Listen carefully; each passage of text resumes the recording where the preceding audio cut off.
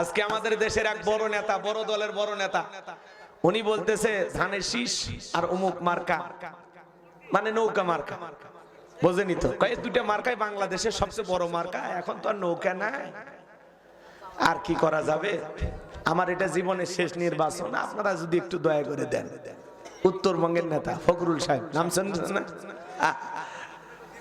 এমন ভাবে আফসোস করতেছে যে এইবার নৌকা মার্কা নাই, এমন ভাবে আফসোস করতেছে, মানে উনি চাচ্ছেন যে নৌকা মার্কার লোকজন আসুক। কথা কন না? তা আপনি এটা বলতে পারেন না? সবাইকে বলেন যে ওনাদের দরকার, ওনাদের সারা নির্বাচন জমতেছে না। আমরাও বলি আসুক, সমস্যা কি? মিলেমিশে লড়াই করেন। হাই রে, নেতার আফসোসের শুরু, সে নৌকা নাই, নৌকার লোকেরা নাই, সেই আফসোস। মাশাআল্লাহ, অন্তত দরদি একজন পাওয়া গেছে। কথা কয় না, কথা কয় না? এই দুটাই বড় মার্কা, আর বাকি মার্কা এগুলো কেউ বড় না, সব ছোট। সারা জীবন আপনারাই বড় থাকবেন, আর কেউ বড় হবে না। এ কথা কন না কে? ওনারা আবার বলতেছেন যে আপনারা নির্ভয়ে থাকেন, আপনারা আমাকে সমর্থন দেন, যারা আওয়ামী লীগ করেন আমারে সমর্থন দেন, আমি কথা দিচ্ছি আপনাদের বিরুদ্ধে কোনো মামলা হবে না, কোনো জুলুম হবে না। মাশাআল্লাহ, কি সুন্দর, ভালো কথা, ভালো কথা, ভালো কথা না? অবশ্যই ভালো কথা। আজকে দেখবেন এই দেশের যে ভাই ভোটের মাঠ আসলে মানুষ যে কে কি করে আর কে কোন ওয়াদা দেয় নিজেও জানে না। আছে না? না, রাগ করতেছেন? তাহলে দিনের আলোতে রাতে রাতের গোপনে প্রকাশ্যে আমরা যা করতেছি সব লিপিবদ্ধ করতেছেন কি? তাহলে বাঁচার উপায় আছে যুবক? কারে এসএমএস পাঠাইছো, ভালো কথা লিখছো না খারাপ কথা লিখছো, তারও জবাব দেয়া লাগবে। কি এক বিপদ, মোবাইলে কি কি ভিডিও দেখলা তারও জবাব দেয়া লাগবে। তাহলে বলেন আমাদের জীবন দশায় ভালো কাজ করা দরকার আছে না নাই? আমার কথা কি আপনারা বিরক্ত হয়েছেন? তাহলে বাঁচান গো আমার, আপনি জবান দিয়ে যা যা করতেছেন, হাত দিয়ে যা যা করতেছেন, পা দিয়ে যা যা করতেছেন, প্রত্যেকটা কথার জবাব হিসাব একদিন আল্লাহর কাছে দেওয়া লাগবে। এই জন্য কথায় আছে, যেমন কর্ম তেমন ফল, বিশ্বাস নাহি করিয়া দেখো বেহেশত আর যদক শাক, বিশ্বাস নাহি মরিয়া দেখো। এই জন্য আল্লাহ বলেন কুল্লু নাফসিম বিমা কাসাবাত রহিনা, প্রত্যেকটা ব্যক্তি তার নিষ্কৃত কর্মের কাছে আবদ্ধ। তাহলে জীবন দশায় ভালো কৃত কর্ম করে আল্লাহর সামনে যাওয়ার দরকার আছে না নাই? তাহলে আর গুনাহ করা যাবে না, গোপনে পাপ করা যাবে না, গোপনে ভিডিও দেখা যাবে না, গোপনে গুনাহ করা যাবে না, গোপনে প্রতারণা করা যাবে না। কথা কয় না? আর দুই নাম্বার ইসিটারি বাটপারি করা যাবে, মানুষকে ধোঁকা দেওয়া যাবে, প্রতারণা করা যাবে, কাউকে ঠকানো যাবে, মিথ্যা বলা যাবে, অন্যায় করা যাবে। এরপরে আল্লাহ রাব্বুল আলামিন বলেন ইল্লা আসহাবাল ইয়ামিন, ডান পাশে যারা থাকবে তারা হলো নিরাপদ। ওয়াকুনতুম আজওয়াজান সালাসা ফাআসহাবুল মাইমানাতি মা আসহাবুল মাইমানা ওয়া আসহাবুল মাশআমাতি মা আসহাবুল মাশআমা ওয়াস-সাবিকুনাস সাবিকুন উলাইকাল মুকাররাবুন।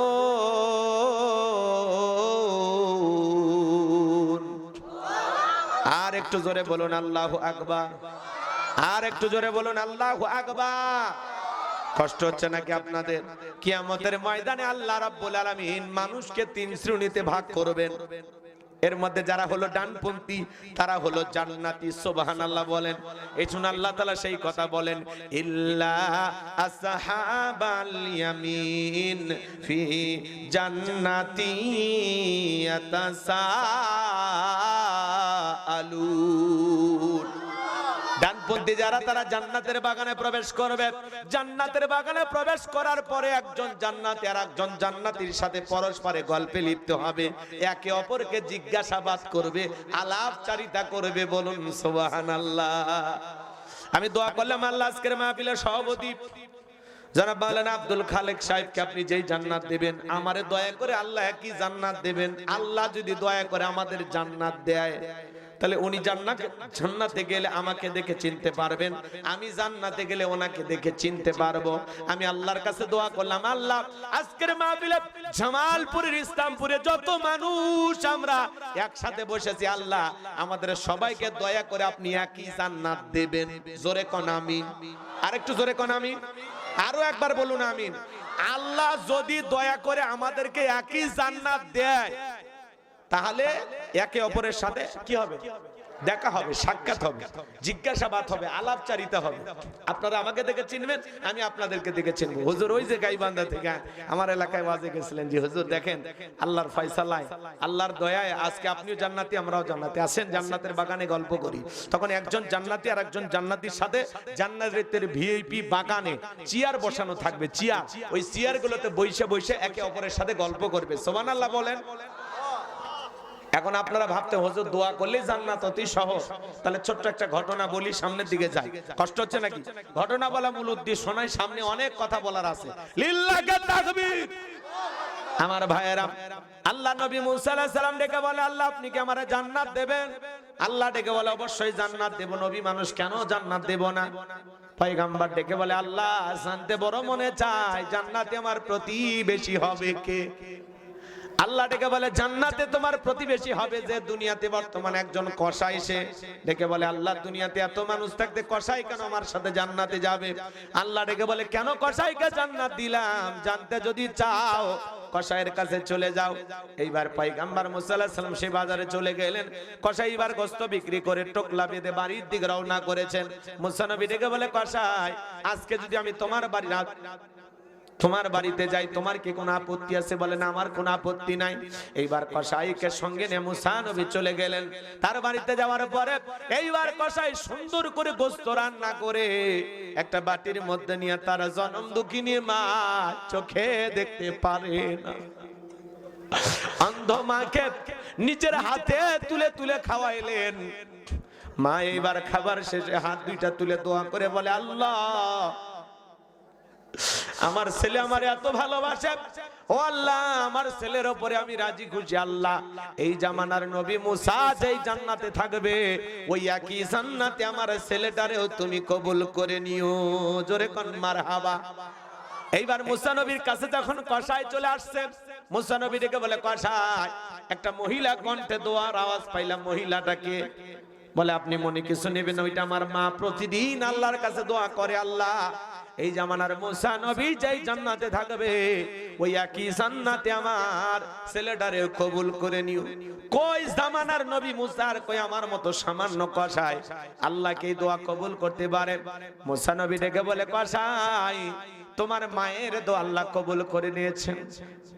আমি হলাম জামানার নবী মুসা, আল্লাহ আমাকে যেই জান্নাত দেবে, ওই একই জান্নাতে আল্লাহ তোমার মায়ের দোয়ার কারণে তোমাকেও কবুল করে নিয়েছেন। বলুন সুবহানাল্লাহ। মায়ের দোয়ার কারণে একটা কসাই যদি মুসা নবীর সাথে জান্নাতে যায়, সেই মা আপনার আমার ঘরে আছে না নাই? সেই মায়ের দোয়া নেওয়া দরকার আছে না না? এই জন্য আল্লাহ বলেন, ওয়াকাদা রাব্বুকা আল্লা তা'বুদু ইল্লা ইয়্যাহু ওয়া বিল ওয়ালিদাইনি ইহসানা। আল্লাহ বলে, আমার ইবাদত করো, আমার গোলামি করো, আমার ইবাদতের সাথে কাউকে শরীক করো না। আমার ইবাদতের পর তোমাদের দায়িত্ব হলো মাতা পিতার খেদমত করা, তাদের সাথে উত্তম আচরণ করা, ভালো ব্যবহার করা। হে যুবকেরা, দাও একটা মা সন্তানের জন্য কতটা কষ্ট করে, কেমনে তোমাদের বুঝাবো বলার সুযোগ নাই, লম্বা হবে, লম্বা করতে চাই না। সংক্ষিপ্ত কথা, হবিগঞ্জের একটা বাস্তব ঘটনার যুবকের দল শুনে নাও। একটা ছেলে সরকারি চাকরি করে, ভালোই দিন চলতেছিল তার। ছেলেটা ছিল বউ পাগল, বউ যা বলে তাই শুনতো। মাঝে মাঝে বাড়িতে আসতো, স্ত্রী বলতো, তোমার মায়ের কারণে আমি রাতের বেলায় আরামে ঘুমাইতে পারি না, সারা রাত তোমার মাও গ্যাঙ্গাই গ্যাঙ্গাই। এইবার মা যেই রুমের ভিতর আছে যায় বলে, মা তোমার কারণে আমার স্ত্রী ঘুমাইতে পারে না, বাবা মরে গেছে, ভালো হয়েছে, বুড়ি তুমি কেন মরো না? জোরে কর নাউজুবিল্লাহ। এই কথা বলে মার পেটে এত জোরে একটা লাথি মারছে রে বাজান। জনম দুঃখিনী মা দুইটা চোখের পানি ছেড়ে দিয়া কাঁদে আর বলে, বাবা এই পেটে আমি মা তোরে 10 মাস 10 দিন রেখেছিলাম, আজকে বইয়ের কথা শুনে আমার পেটে লাথি মারলি রে বাবা। তুই তো জানিস না আমার শরীরে এত ব্যথা, এত ব্যথা, আমি ব্যথার যন্ত্রণায় সারা রাত ছটফট করি, ঘুমাইতে পারি না। আজকে বইয়ের কথায় আমার পেটে লাথি মারলি, তুই কি ভুলে গেছিস রে বাবা? আমি মা এই পেটে তোরে জায়গা দিয়েছিলাম। কত ছেলে আছে বইয়ের পাগল, বউ যা বলে তাই করে। এইবার এই ছেলেটা কিছুদিন পরে তার জন্ম দুঃখিনী মা মারা গেল। যাওয়ার পরে ছেলেটার পায়ের মধ্যে ছোট্ট একটা ঘা দেখা দিল। ওই একটা ঘা থেকে পুরো শরীরে ঘা ছড়িয়ে পড়লো। ডাক্তার কবিরাজ দেখায় কোনো রোগ সারাইতে পারে না, কোনো ডাক্তারের ঔষধ খায় কোনো কাজ হয় না। শরীরের ভিতরে এমন ভাবে পুরোটা শরীরের গোস্ত পচে যেতে লাগলো। প্রিয়তম স্ত্রী বলে, যে রোগ হয়েছে এই রোগ তো কোনদিন ভালো হবে না, তুমি থাকো, আমি চলে গেলাম। সুন্দরী স্ত্রীরা চলে গেল। এবার পুরুষ মানুষ হলো প্রয়োজন মিটানোর মেশিন। টাকা থাকলে পুরুষের দাম আছে, টাকা না থাকলে পুরুষের দাম নাই। পুরুষ হলো এই পৃথিবীর সব চাইতে অভাগা একটা প্রাণী। এরা কারো আপন হতে পারে না, এরা কারো প্রিয় হতে পারে না। এদেরকে পুরো দুনিয়ার মানুষ ব্যবহার করে। কথা বলেন ঠিক কিনা? পুরুষ কারো প্রিয়জন না, পুরুষ হলো প্রয়োজন। কত ছেলে বিদেশে থাকে, কারি কারি টাকা ইনকাম করে বাড়িতে পাঠাই, বিবি সেই মোবাইলে প্রেম দেখায়, ভালোবাসা দেখায়। স্বামী যখন বিদেশ থেকে বাড়িতে আসে, স্ত্রী ঠিক মতো কাছেও নিতে চায় না, অথচ মোবাইলে প্রেম দেখাইলো। পরে বাড়িতে এসে সন্ধ্যা নিয়ে দেখে তার স্ত্রী আর তার নাই, অন্য কারো প্রেমের সাগরে ডুব দিয়েছে। আছে না নাই? সারাটা জীবন প্রবাসে থাকলো, 21 বছর। আমার এলাকায় একটা ছেলে 21 বছর বিদেশ থেকে টাকা ইনকাম করে পাঠায়া দিয়েছে। বাড়িতে আসছে বিবির মোহাম্মত আর ভালোবাসায় নিয়া। ওই রাত্রিবেলায় স্বামীরে দুধের ভিতরে ঘুমের ট্যাবলেট খাওয়ায়া বউ চলে গেছে। ঘুম থেকে ওইটা দেখে সোনা দানা টাকা পয়সা বাড়ি যা সব নিয়ে চলে গেছে। আজকে পথে পথে ঘুরতেছে। কথা বলেন, আছে না নাই? এই জন্য পুরুষ কারো প্রিয়জন নয়, পুরুষ হলো প্রয়োজন। পুরুষের পকেটে টাকা আছে, পুরুষের দাম আছে। টাকা থাকলে ভালো দুলা ভাই হওয়া যায়, ভালো জামাই হওয়া যায়, ভালো স্বামী হওয়া যায়। কথা কর। টাকা থাকলে এলাকার ভালো সন্তান হওয়া যায়, সমাজ সেবক হওয়া যায়। টাকা না থাকলে সলিমদ্দির দাম নাই। কি বুঝলেন? কি খারাপ করতেছেন? ঠিক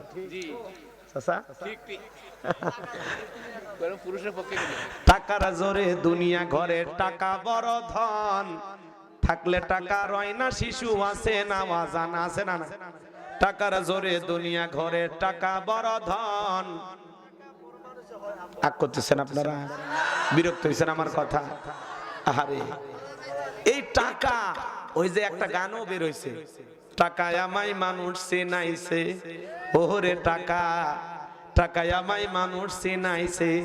এই টাকার জন্য বাবা আমায় বিদেশ পাঠাইছে, টাকায় আমায় মানুষ চেনাইছে, ওরে টাকা টাকায় আমায় মানুষ চেনাইছে। এই টাকা থাকলে মানুষ চেনা যায়। টাকা নাই, টাকা নাই। একজনকে বলেন, ভাই আমার কাছে 2টা টাকাও নাই, দেখবেন আপনার বেলি নাই, দামই নাই। আর টাকা থাকলে রাস্তার সব মানুষ আপনার বন্ধু। হোটেলের বিল আপনার দেয়া লাগবে, চায়ের বিল আপনার দেয়া লাগবে। কথা কর। আর যখন বিল দিতে পারবেন না, তখন দোস্ত একটা চার বিল দিতে পারিস না, তোর সাথে বন্ধুত্ব রেখে লাভ আছে? আমি যে কথা বলতে চাচ্ছিলাম, বাজার প্রিয়তমা স্ত্রী চলে গেল। গ্রামের মানুষজন ডেকে বলে, বাবা তোমার দেহের মধ্যে যে ভাইরাস ধরা দিয়েছে, এই রোগ সারবে না, এই ভাইরাস গ্রামে ছড়িয়ে পড়তে পারে, তুমি গ্রাম থেকে চলে যাও। গ্রামের মানুষজন তাড়া দিলেন। এইবার যেখানে দাঁড়ায় মানুষ থুথু নিক্ষেপ করে, বাজারে গেলে মানুষ ধমক দেয়, তাড়ায় দেয়। দেখে গোস্ত গুলো খসে খসে পড়তে লাগলো, শরীরের মধ্যে পোকা দেওয়া শুরু হয়ে গেছে। রাস্তার পাশে একদিন দাঁড়ায় আছে, ছোটবেলার শিক্ষকের সাথে দেখা হয়ে গেল। ডেকে বলে, বাবা তোমার চেহারাটা কেন জানি চেনা চেনা মনে হয়। ডেকে বলে, স্যার আমারে চিনলেন না, আমি আপনার ছাত্র ছিলাম। ডেকে বলে, বাবা শুনেছিলাম তুমি চাকরি পাইছো, ভালো ছিলে, আজকে তোমার জীবনের এই পরিণতি কেন?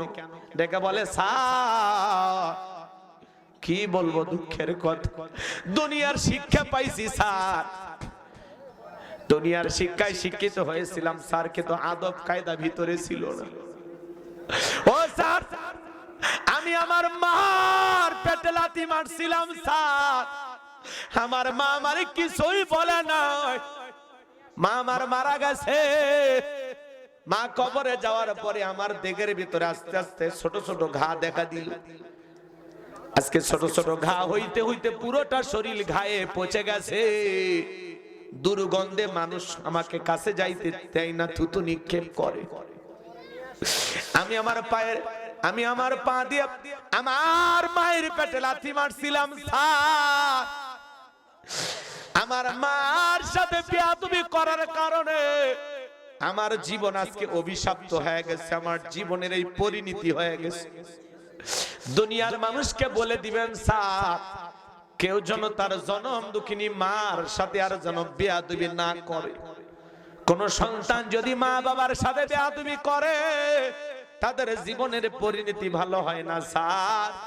দুনিয়ার মানুষকে আপনি বলে দিবেন, ওই স্যার তার জীবনের যতগুলো বই লিখেছেন, একটি বইয়ের ভিতরে এই করুণ ঘটনাটা তুলে ধরেছিলেন। বাজান চিন্তা করেন, মার সাথে বেয়াদবি করার কারণে আল্লাহ দুনিয়াতে একটা সন্তানের জীবনের এই পরিণতি করে দিল। যুবক, সেই মা বাবার সাথে কখনো বেয়াদবি করা যাবে না।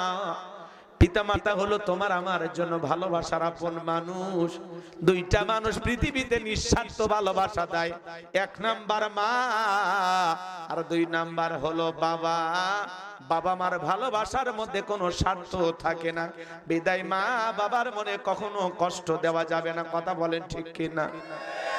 তুমি যদি তোমার মা বাবার মনে কষ্ট দাও, তাদের সাথে বেয়াদবি করো, তোমার সন্তানও তোমারে কষ্ট দিবে, বেয়াদবি করবে। এজন্য যুবক, পা দুটো আগায় দাও। আমি তোমাদের পা ধরে বলে যাই, মা বাবার মনে কখনো কষ্ট দিবা না। কোন কোন যুবক পিতা মাতার খেদমত করে, তাদের মুখে হাসি ফোটায়, তাদের দোয়া নিয়া জান্নাতে যেতে চাও, দুইটা হাত তুলে আল্লাহকে একটা বার দেখাও। আল্লাহ আমাদের যুব সমাজকে পিতা মাতার খেদমতের জন্য কবুল করুন। চিল্লা বলুন আমিন, আর একটু জোরে বলুন আমিন। পিতা মাতার খেদমত করবেন তো ইনশাআল্লাহ। মা বাবার দিকে চোখ রাঙানো যাবে না, গালি দেওয়া যাবে না, অনেক কথা। এই যে পাশে মা বাবার ওয়াজ করছিলাম, আমি আর বেশি লম্বা করব না, কষ্ট হচ্ছে আপনাদের। তাহলে বলেন, একটা কসাই যদি এদিক খেয়াল করেন, মায়ের দোয়ার কারণে নবী মুসার সাথে জান্নাতে যায়, সে মা আমাদের ঘরে আছে না নাই? আমি হুজুর পানিতে ফু দিলাম, দোয়া কবুল হইতেও পারে, না হইতে পারে, কিন্তু আপনার মা বাবা যদি দোয়া করে, বন্দুকের গুলি, এদিক খেয়াল করেন, বন্দুকের গুলি মিস হতে পারে, কিন্তু কোন সন্তানের জন্য যদি মা বাবা দোয়া করে, এই দোয়া কখনো আল্লাহ ফিরায় না। আল্লাহু আকবার বলেন। দোয়া করলেও কবুল, বদ দোয়া করলেও কবুল। এই জন্য মা বাবার মনে আমরা কখনো কষ্ট দেব না। আমার দিকে তাকান, এক বনে আছে জান্নাতের বাগানে, তারা বসবে ফি জান্নাতি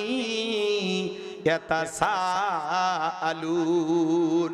তারা জান্নাতের বাগানে বসবে, পরস্পরে গল্পে লিপ্ত হবে, গল্প করতে করতে করতে তাদের দৃষ্টি চলে যাবে নিচের দিকে। তারা নিচের দিকে তাকায়া দেখবে জাহান্নামের আগুন দাউ দাউ করে জ্বলতেছে। এবার জানো, ওই জাহান্নামের আগুনে যারা জ্বলতেছে, জাহান্নামের আগুন বড় ভয়ঙ্কর। ইয়াউমা তুকাল্লাবু ওয়ুজুহুহুম ফিন্নার। সেদিন জাহান্নামের আগুন দিয়ে মানুষের চেহারাগুলোকে ওলট পালট করে ফেলা হবে, পুড়িয়ে। ওই জাহান্নামের আগুনে যারা জ্বলতেছে, পুড়তেছে, এই দুনিয়ার আগুনের চাইতে জাহান্নামের আগুনের পাওয়ার হলো 70 গুণ বেশি। ইন্নাহা সাআত মুস্তাকাররা ওয়া মুকামা, নিশ্চয়ই আবাসস্থল হিসাবে, বসতির জায়গা হিসাবে ওই জাহান্নাম কত না নিকৃষ্টতম একটা স্থান। ওই জাহান্নামের আগুনে যারা জ্বলতেছে, জান্নাতীরা তাদেরকে প্রশ্ন করবে, কি ব্যাপার তোমরা কেন জাহান্নামের আগুনে জ্বলো? তোমাদেরকে দেখে চেনা চেনা লাগে। একই গ্রামে বাড়ি ছিল, ইসলামপুর জামালপুরে। কি ব্যাপার আজকে আমি জান্নাতে, তুমি কেন জাহান্নামে? ওই জাহান্নামের আগুনে যারা জ্বলবে বাজার, ওই জাহান্নামের অধিবাসী যারা, তারা বলবে আমাদের জীবনের 4টি অপরাধ। জোরে বলেন কয়টি অপরাধ? কথা বোঝেন নাই? জান্নাতীরা তাদেরকে প্রশ্ন করবে, আনিল মুজরিমিন, হে অপরাধীরা, মা সালাকাকুম ফি সাকর, কোন অপরাধে সাকর নামক জাহান্নামের আগুনে জ্বলতেছো? এই দুনিয়ার জমিনে কি এমন অপরাধ করেছো যার কারণে জাহান্নামের আগুনে দাউ দাউ করে জ্বলতেছো? সাকর একটি জাহান্নামের নাম। সাকর, সাইর, লাযা, হুতামা, হাবিয়া, জাহিম, এগুলো হলো জাহান্নামের নাম। কথা কয় না কেন? রাগ করতেছে আবার ভাইরা? আগেই বললাম সবাই তাফসীর বোঝে না, ওয়াজও বোঝে না। কোরআন তো কোরআন আলোচনা মজা লাগে না। খারাপ কিছু বলতেছি, হ্যাঁ বাজে কিছু বলতেছি, তাহলে আফান কে? নিজের ওয়াদাও ঠিক রাখবেন না। এই যে ওয়াদা দিচ্ছেন, ওয়াদা ভঙ্গ করা কিসের লক্ষণ? মুনাফিকের লক্ষণ। মুসলমানেরা কখনো প্রতিশ্রুতি ভঙ্গ করতে পারে? নিজের জবানটা ঠিক রাখা লাগবে। আমার দিকে তাকান। তাহলে জান্নাতীরা ওই জাহান্নামীদেরকে বলবে, আনিল মুজরিমিন, হে অপরাধীরা, মা সালাকাকুম ফি সাকর, কোন অপরাধে সাকর নামক জাহান্নামে আসছো? কি অপরাধ করছো দুনিয়ায়? দেখে তো চেনা চেনা লাগে। ইসলামপুরে দোকান ছিল, এ তোমারে দেখে চেনা চেনা লাগে। পশ্চিম বলিয়া দহে বাড়ি ছিল, চেনা চেনা লাগে। তখন তারা কি বলবে জানেন? আমাদের 4টি অপরাধ। জাহান্নামের আগুনে যারা জ্বলবে এরা কয়টা অপরাধ স্বীকার করবে? আর একটু জোরে বলেন কয়টি? 4টে আঙ্গুল তুলে বলেন তো কয়টি? 4টি অপরাধের কথা তারা স্বীকার করবে। তারা বলবে আমাদের জীবনের 1 নাম্বার অপরাধ হলো ক্বালু লাম নাকু মিনাল মুসাল্লিন। আমাদের 1 নাম্বার অপরাধ, আমরা দুনিয়াতে মুসল্লি ছিলাম না, সালাত আদায় করতাম না, নামাজ পড়তাম না। তাহলে ভাইয়েরা আমার, যারা সাকর নামক জাহান্নামের আগুনে জ্বলতেছে, ওদের 1 নাম্বার অপরাধ, ওরা দুনিয়াতে নামাজ পড়তো না, মুসল্লি ছিল না। আজকে আজান হয় মসজিদে, আল্লাহু আকবার, আল্লাহু আকবার, আপনি কোদালটা কাঁধে করে নিয়ে জমির দিকে চলে যাইতেছেন। ডাকা হয় ভাই মসজিদে আসেন, বলে না আজকে জমিতে পানি না নিলে ধান লাগানো হবে না, আলু লাগানো যাবে না, নানান কথা বলে আপনি চলে যাচ্ছেন। আরে ভাই দুনিয়ার কাজ 10 মিনিট পরে করা যাবে, কিন্তু জোহরের নামাজের আজান হচ্ছে, এই নামাজ তো আর পরে পাওয়া যাবে না। যাবে যাবে। তাহলে কেউ আজান দিলে কেউ মসজিদে যায়, আবার কেউ ক্ষেত খামারের দিকে যায়, মাঠে যায়। আছে না নাই? যুবকেরা রাস্তার মধ্যে দাঁড়ায় খেলা করতেছে, মুরব্বি নামাজে আর দাওয়াত দেয়, বাবা চলো মসজিদে যাই। কয় মুরব্বি আমাদের বয়স থাকতে আপনি কি করছিলেন? মুরব্বির আর জবাব নাই, লা জবাব। এইবার মুরব্বি ভিতরে চলে গেল, আর যুবকেরা হাসাহাসি করে আর কয় মুরব্বিরে কেমন দিলাম? তুমি মুরব্বিকে দাও নাই, নিজেরটা নিজের ভিতরে দিয়েছো। এই কথা শুন না আপনারা? মুরব্বির কথা শুনে যদি মসজিদে যাইতে কপালটা খুলে যাইতে। খেলাধুলা পরেও করা যাবে, আজান হয়েছে যুবক, খেলাধুলা বন্ধ, চলো মসজিদে যাই। কথা বলেন না?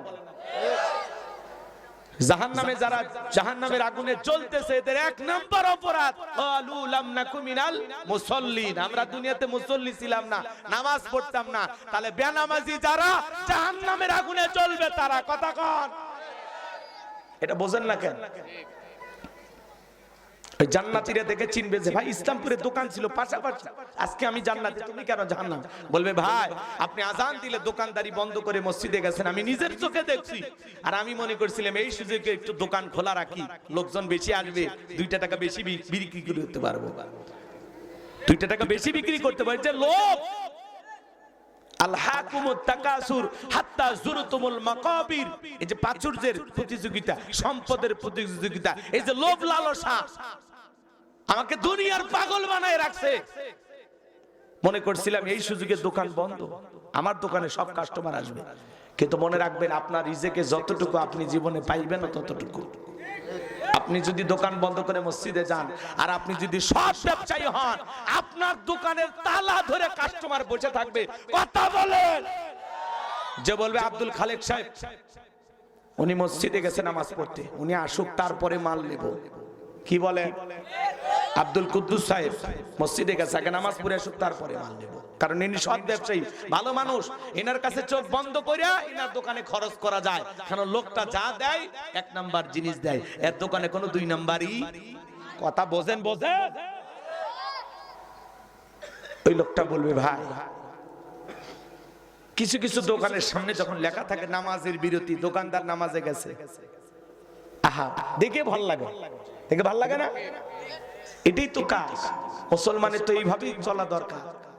আজান হইলে কোনো কাজ নাই, মাঠের কাজ মাঠে পড়ে থাক, দোকানদারি দোকানদারি জায়গা পড়ে থাক, আগে নামাজ। কথা বলে যুবকেরা, ছোট ছোট বাচ্চারা গান গায়, শুনোনি তোমরা? নামাজকে বলো না কাজ আছে, কাজকে বলো আমার নামাজ আছে।